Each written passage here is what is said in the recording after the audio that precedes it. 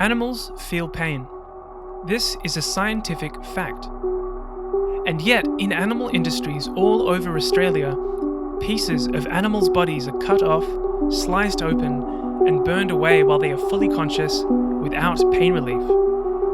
This is routine, and it's inflicted on millions of animals raised for food every year. But why do animal industries do this, and why isn't it illegal?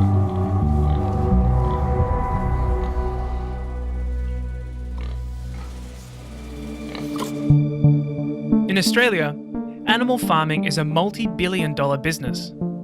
The majority of animals born into these production systems are thought of only as property. Their wants and needs come second to profit, especially in factory farms. Instead of allowing animals to live freely and follow their instincts, factory farms force them into industrialized systems that deny animals any semblance of a natural life. In factory farms, mother pigs are kept in tiny metal crates. With mothers unable to move away from their hungry, suckling babies, piglets' teeth can often damage their mother's udders. Young pigs, packed into crowded sheds, sometimes bite each other's tails in frustration. Rather than address the behavioural needs of these animals, the industry's solution is to cut off piglets' tails and cut the tips off their teeth. This is done when they are only days old. Similarly, hens, frustrated at being unable to engage in their natural behaviours, can peck at one another when forced to share confined spaces. So the industry removes part of their beaks. These industries could give animals more space or reduce their numbers, but that would lower their profits. Instead, they cut bits and pieces of live animals to make them fit into their cruel systems. But it's not just on indoor factory farms where these painful procedures happen. A cow's horns can be dangerous to other cows if they're forced unnaturally close together, such as in trucks or sale yards. They can also cause injury to the humans handling them. A cow's horns are not unfeeling like fingernails. They have a blood flow and contain sensitive nerves.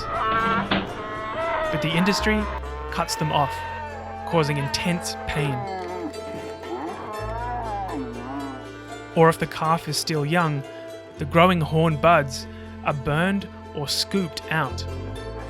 Pain relief is cheap and available, but still rarely used.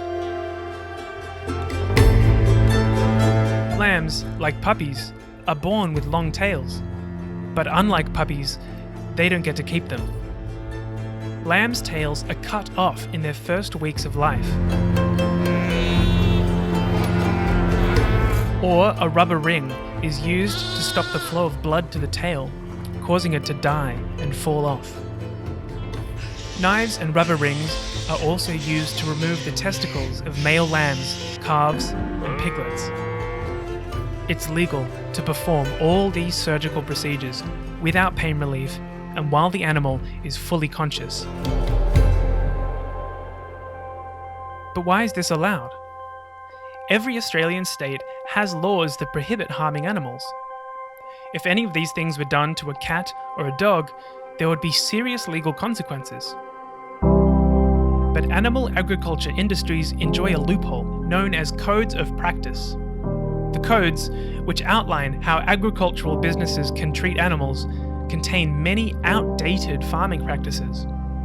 This shields those practices from animal protection laws, despite science telling us that many of the practices cause animals extreme pain and stress.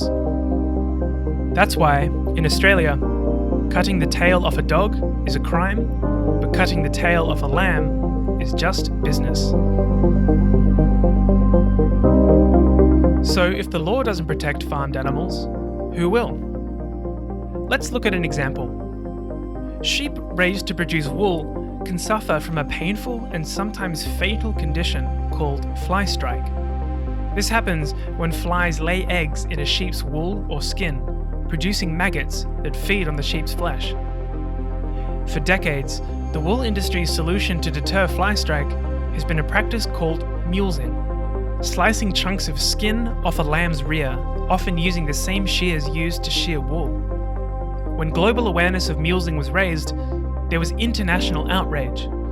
Boycotts were organised, and dozens of huge companies said they would stop buying Australian wool until the practice stopped. As a result, a new market for non-mulesed wool was created.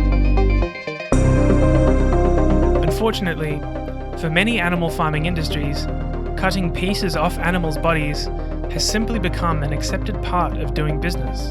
And with governments prioritising economic interests over animal welfare, it is only the fear of losing the support of retailers and their customers that will motivate change, as the case of mulesing shows. Through what we buy or choose not to buy, we have the power to make change. You can let these animal industries know. While they continue to inflict terrible suffering on animals, you won't buy their products.